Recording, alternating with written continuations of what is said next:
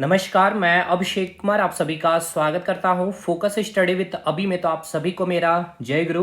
तो चलिए आज आप लोगों के साथ जेएसएससी सीजीएल में आप सभी को पता है कंप्यूटर में 20 सवाल पूछे जाने हैं और फुल टारगेट हम लोगों ने रखा है कि 20 में 20 आपका, और एकदम अंतिम समय तक बने रहिएगा मेरे साथ। और टारगेट जो डे चल रहा है आपका 40 दिन का क्रैश कोर्स, उसमें भी आपका साइंस, जीके और कंप्यूटर में 70 सवाल हैं और मैथ रीजनिंग का मैंने आपको एक अच्छा खासा रोड मैप दे दिया हूं।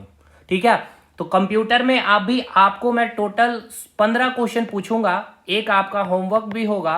और ये 15 के 15 क्वेश्चन ऐसा नहीं कि कहीं से भी कॉपी करके क्वेश्चन को यहां पर पेस्ट कर दिया गया, सारे सेल्फ मेड क्वेश्चन है। मतलब कि अगर कंसेप्ट क्लैरिटी है कंप्यूटर पे तो आप ये सवाल बना पाएंगे। पहला सवाल है, और ये नहीं कि बहुत टिपिकल मैंने सवाल को बना दिया, एकदम इजी रखा है चीजों को। पहला आपका जो सवाल है उसको देखिए और कमेंट सेक्शन में बताइएगा कि 15 में कितना सही हुआ है। और होमवर्क जो आपको दिया गया है, सबसे पहले होमवर्क वाला क्वेश्चन देख लीजिए, कमेंट करके इस होमवर्क का भी आप जवाब दीजिएगा कि एक बाइट में कितना निब्बल होता है। ठीक है ना, तो पहला यानी कि आपका जो होमवर्क में जो सवाल पूछा क्या गया है कि 1 बाइट में आपको बताना है कितना निब्बल होता है। हाफ निब्बल होगा या 2 टाइम्स ऑफ निब्बल होगा या 4 निब्बल होगा या इनमें से कोई नहीं। कमेंट करके बताइए 16 नंबर का क्वेश्चन का सही उत्तर क्या होगा, और इस आउट ऑफ 15 क्वेश्चन में आपके कितने सही हुए हैं उसको भी आप कमेंट करके बताइएगा। सबसे पहला सवाल आपसे पूछा गया है कि जो डम डिवाइस होते हैं, ये आपका कौन सा चैप्टर में पूछा जाता है डम डिवाइस, या पढ़ा जाता है आपका नेटवर्क चैप्टर में। तो डम डिवाइस किसे कहते हैं आपको बताना है, स्विच को, राउटर को, या ब्रिज को, या फिर हब को। तो सबसे पहले डम का मतलब आपको समझ में आ रहा होगा, हालांकि आज ही हमने कंप्लीट भी किया है आपका डम डिवाइस के बारे में। तो डम डिवाइस किसको कहा जाता है, हब को कहा जाता है। क्यों कहा जाता है, क्योंकि ये जितने भी कंप्यूटर आपको इससे कनेक्ट होते हैं, जैसे यहाँ आपको 3 कंप्यूटर कनेक्ट किया गया है, तो ये हब डिवाइस क्या करता है, किसी भी कंप्यूटर के ना तो एड्रेस को ही लोकेट करता है और ना ही कोई भी डाटा को ये स्टोर करता है। बस इतना ही, ये मैंने बहुत ही डिटेल चीजों को समझाया है। तो डम डिवाइस आप किसको किसको कहते हैं, तो इसका सही उत्तर क्या होगा आपका हब, ऑप्शन डी। उसके बाद क्वेश्चन नंबर 2 पे चलते हैं। इंटेलिजेंट डिवाइस किसे कहा जाता है, इंटेलिजेंट डिवाइस किसे कहते हैं। और अगला क्वेश्चन आपसे पूछा गया है कि मोर इंटेलिजेंट डिवाइस किसे कहते हैं। ये नेटवर्किंग का 3 शानदार सवाल आपको मैंने एक साथ रखा है। तो देखिए इंटेलिजेंट डिवाइस किसे कहते हैं, तो ये आपका ऑप्शन ए स्विच है, बी राउटर है, ऑप्शन सी गेटवे और ऑप्शन डी हब। तो सही उत्तर हो गया। अब मैं आपको बताता हूं इसका सही उत्तर क्या होगा, इंटेलिजेंट डिवाइस किसे कहा जाता है। तो इंटेलिजेंट डिवाइस जब भी कहा जाएगा तो इसका सही उत्तर हो जाएगा आपका स्विच, क्योंकि ये स्विच क्या करता है। सबसे पहले तो देखिए स्विच के बारे में मैंने आपको क्या बताया था, स्विच क्या करता है, एक तो नेटवर्क को बड़ा करता है। कैसे, तो आपके पास ये जो राउटर दिख रहा है, ये राउटर के साथ ही आप क्या करते हैं, ये स्विच को कनेक्ट कर देते हैं। जहां राउटर से आपके 2 कंप्यूटर कनेक्ट हो रहे थे, अब स्विच से आपको क्या हो गया, बहुत सारे कंप्यूटर कनेक्ट हो गया। लेकिन ये स्विच क्या करता है, आपके एड्रेस को लोकेट करता है कि कौन से कंप्यूटर को हमें डाटा भेजना है, उस कंप्यूटर के एड्रेस के अकॉर्डिंग ही काम करती है। इसलिए हम इसे क्या कह देते हैं, इंटेलिजेंट का नाम दे देते हैं। और अगर आपसे पूछ लिया जाए तीसरे सवाल में कि मोर इंटेलिजेंट डिवाइस किसे कहा जाता है, ठीक है, तो इसका सही उत्तर क्या होगा, option A switch, option B router, option C modem और ऑप्शन डी हब। तो बताइएगा इसका सही उत्तर क्या है। तो इसका सही जवाब होगा आपका मॉडेम या राउटर। तो इसका सही उत्तर होगा राउटर। अब ये राउटर क्यों, ये क्या करता है राउटर, ये जो आप राउटर को देख रहे हैं, राउटर मतलब क्या, सिंपल सा है कि आपका पर्सनल कंप्यूटर है और क्या कर रहे हैं, आप किसी को डाटा सेंड कर रहे होंगे या फिर आप बाहर से डाटा को मंगवा रहे होंगे। तो इस दौरान क्या करता है, बीच में कौन काम करता है, आपका राउटर। जैसे कि आपके घर में लगा है जियो फाइबर, वो क्या है, एक राउटर ही है, आपका इंटरनेट सर्विस प्रोवाइडर है, या आप एयरटेल का कनेक्शन लिए होंगे। देखिए ज्यादा डिटेल यहाँ नहीं समझा सकते, क्लास में मैंने समझा रखा भाई। तो अब ये क्या करेगा आपका राउटर कि सबसे पहले ये तो कंप्यूटर का जो एड्रेस है उसको लोकेट करता है कि कौन से कंप्यूटर में हमें डाटा को सेंड करना है, तो एड्रेस को ये लोकेट करके सेंड करेगा। दूसरा कि जो भी डाटा आ रहा है उस डाटा को भी ये स्टोर कर लेता। अब क्यों, कि अगर आपके पास कोई भी ऐसा सिग्नल आया है कहीं से भी और वो आपके कंप्यूटर में आके आपके कंप्यूटर को हैक कर लिया है, या कोई ऐसे अनवांटेड एक्टिविटी जो आपके कंप्यूटर को हार्म कर दिया है, तो आपको कैसे पता चलेगा कि कौन सा सिग्नल, कौन सा डाटा, तो वो डाटा आपके राउटर जो घर में लगा हुआ है उससे आप पता कर सकते हैं। इसीलिए इसको नाम दे दिया जाता है क्या, स्मार्ट इंटेलिजेंट, या फिर इसी को हम लोग कहते हैं मोर इंटेलिजेंट। ठीक है ना, तो ऑप्शन इसका सही उत्तर क्या हो जाएगा, राउटर। इसका सही होगा क्वेश्चन नंबर 3 का राउटर हो जाएगा, यानी मोर इंटेलिजेंट डिवाइस किसे कहते हैं। अब अगला चौथा सवाल आपसे क्या पूछा गया है कि दो अलग अलग नेटवर्क हैं, ठीक है ना। नेटवर्क का मतलब क्या होता है, कनेक्शन होता है। कनेक्शन क्यों किया जाता है, कम्युनिकेशन के लिए। और कम्युनिकेशन जब हम लोग कर रहे हैं तो वहां पे क्या आप लोग सेंड कर रहे हैं, इंटरनेट या फिर कंप्यूटर में, तो डाटा के थ्रू। अब ये डाटा के थ्रू जब आप कम्युनिकेशन करते हैं तो अब ये डाटा कैसे ट्रांसफर होगा, तो या तो चैनल के थ्रू या फिर वायरलेस होगा, मतलब वायर के थ्रू या फिर वायरलेस होगा। क्लियर है भाई। अब आपसे ये पूछा गया कि दो अलग अलग नेटवर्क हैं।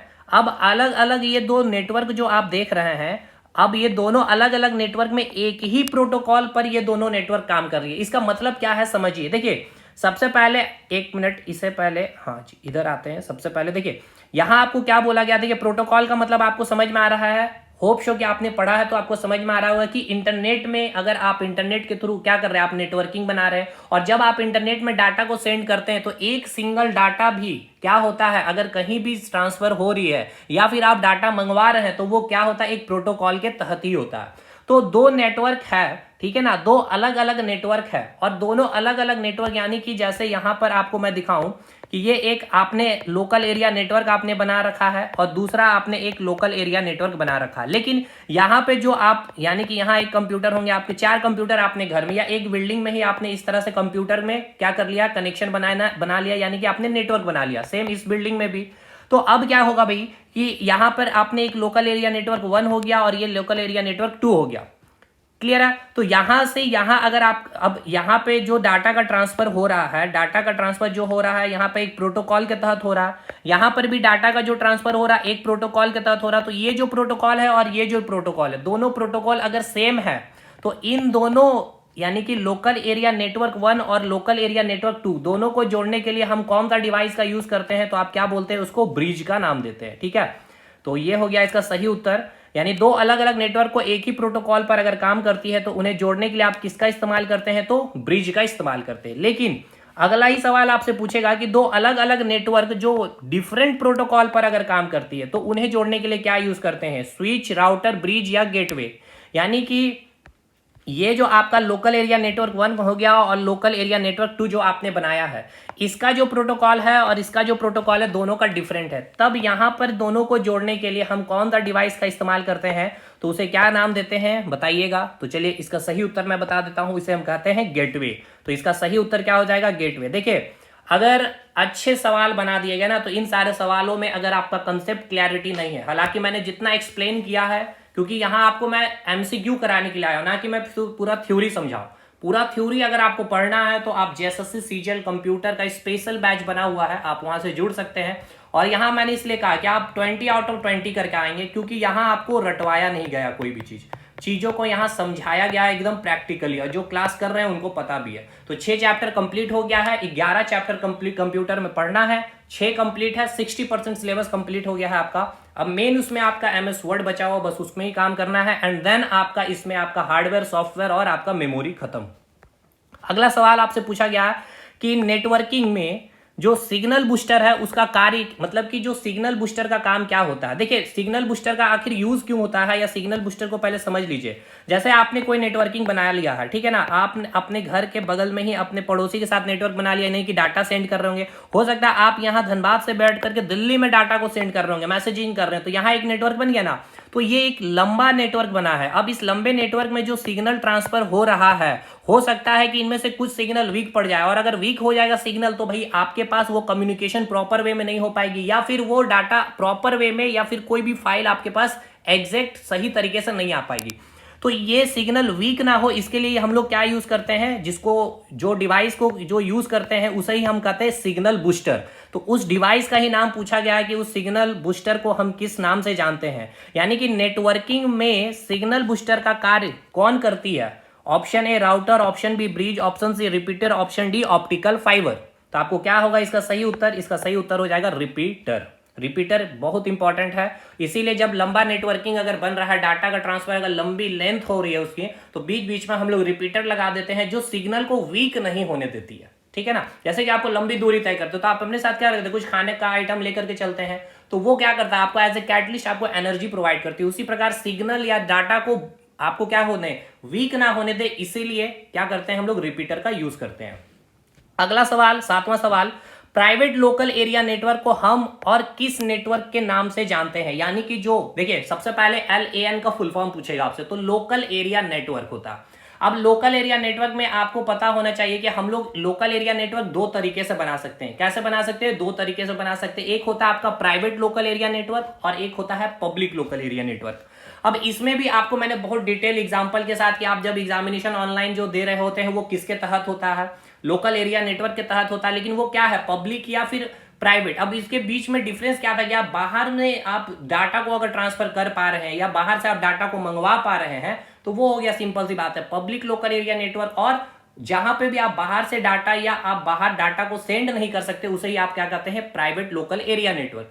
तो इसमें आपसे ये पूछा गया, क्या पूछा है कि प्राइवेट लोकल एरिया नेटवर्क को हम और किस नेटवर्क के नाम से जान सकते हैं? तो एक्स्ट्रा नेट होगा इसका जवाब, या इंट्रानेट, या फिर इंटरनेट, या फिर लैन। देखिए सबसे पहले लैन तो होगा नहीं भाई, ये तो लोकल एरिया नेटवर्क ही है, और लोकल एरिया नेटवर्क का ही ये एक टाइप हो गया प्राइवेट लोकल एरिया नेटवर्क, ठीक है।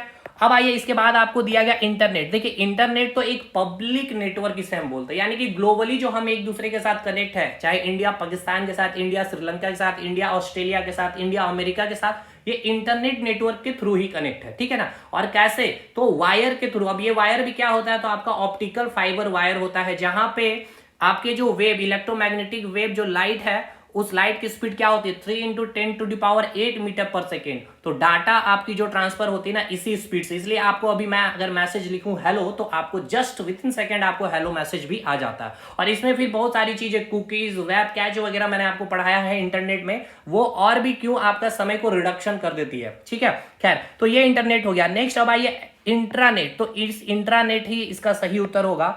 तो चलिए पहले तो इसका सही उत्तर मैं बता दूं आपको कि प्राइवेट लोकल एरिया नेटवर्क को और हम किस नेटवर्क के नाम से जानते हैं, तो इंट्रानेट के नाम से जानते हैं। अब इंट्रानेट के बारे में बात करें तो थोड़ा सा एक्सप्लेनेशन करेंगे, ज्यादा नहीं। देखिए इंट्रानेट को सबसे पहले आप अगर तोड़ते हैं इस नाम को, तो इंट्रानेट को अगर आप एक बार तोड़ते हैं, यानी इंट्रा प्लस नेट हो गया, यानी नेटवर्क हो गया ये, और इंट्रा मतलब अंदर, यानी कि अंदर ही अंदर नेटवर्क बना। जैसे कि हमारे ही घर में हमने 4 कंप्यूटर के बीच में नेटवर्क बना लिया, ठीक है, लेकिन ये 4 कंप्यूटर के बीच नेटवर्क जो बना, यहाँ पे इंटरनेट नहीं है, इसलिए हम ना तो बाहर से डाटा मंगा सकते हैं, ना ही बाहर डाटा भेज सकते, इसी को इंट्रानेट कहते हैं, और इसी को तो हम लोग प्राइवेट लोकल एरिया नेटवर्क भी कहते हैं, ठीक है।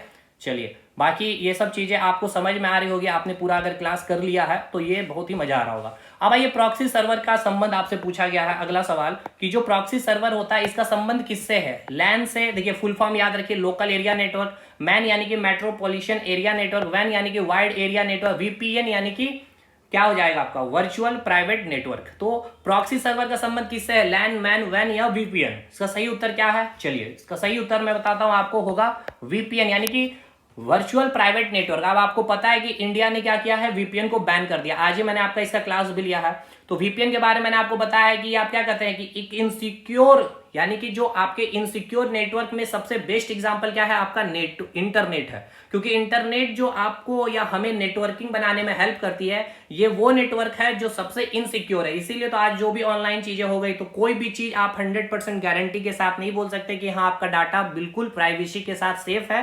क्योंकि अब अगर आपके पास, जैसे मैंने वेब सर्विस का कंसेप्ट समझाया था कि कहीं भी कोई भी आप जैसे कि ऑनलाइन सर्विस ले पा रहे हैं, यानी कि यूट्यूब के माध्यम से अगर आप हमें देख रहे हैं, तो यूट्यूब का भी कहीं, यूट्यूब ने भी कोई एक वेब सर्विस को यूज किया है जहां पे डाटा स्टोर है। आप अभी लाइव देख रहे हैं, लाइव के बाद भी रिकॉर्डेड फॉर्म में, तो वो कहीं ना कहीं डाटा, तो वो मेन यूट्यूब का अपना हो सकता है डाटा, या फिर मोस्टली अमेजन वेब सर्विस ही जो जॉब वेजो जो सेकंड रिचेस्ट पर्सन का बनाया गया ये सर्विस है, वही सभी को वही यूज करते हैं, ठीक है। तो अब वो डिपेंड करता है कि वो जो वेब सर्विस प्रोवाइडर है, ठीक है ना, जहां पे सारी डाटा स्टोर है, अब वो अगर आप उनसे मिल करके डाटा लीक करवा रहे हैं, मांग रहे हैं या मंगवा रहे हैं, तो भाई इसीलिए कोई भी चीज यहाँ पर प्राइवेट या सेफ नहीं है। तो खैर अब ये VPN का काम ही क्या होता है, वही इनसिक्योर नेटवर्क पे हमें सिक्योरिटी प्रोवाइड करती है एज ए सिक्योरिटी गार्ड।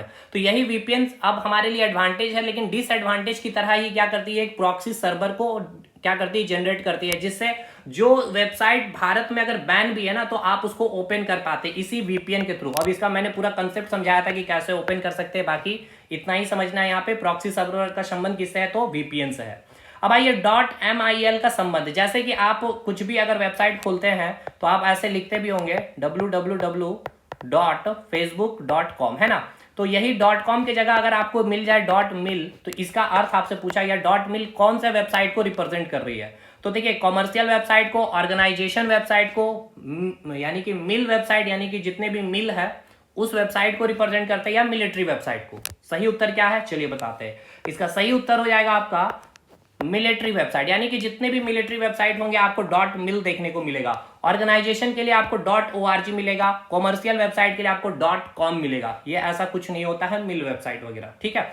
अगला 10वां सवाल, इंटरनेट में कोई भी डाटा का, ठीक है ना, कोई भी डाटा आप अगर एक कंप्यूटर से दूसरे कंप्यूटर में अगर भेज रहे हैं, तो वहां पे जो प्रोटोकॉल यूज हो रही है वो कौन सा प्रोटोकॉल यूज हो रहा है, ट्रांसमिशन कंट्रोल प्रोटोकॉल, या आपका यहाँ सिंपल मेल ट्रांसफर प्रोटोकॉल, या फाइल ट्रांसफर प्रोटोकॉल, या फिर HTTPS, hyper text transfer protocol. ये सारा फुल फॉर्म याद रखना आपको। तो इसका सही उत्तर क्या हो जाएगा, तो देखिए इसमें तो अब अगर टीसीपी की बात की जाए तो इसका अलग बात है।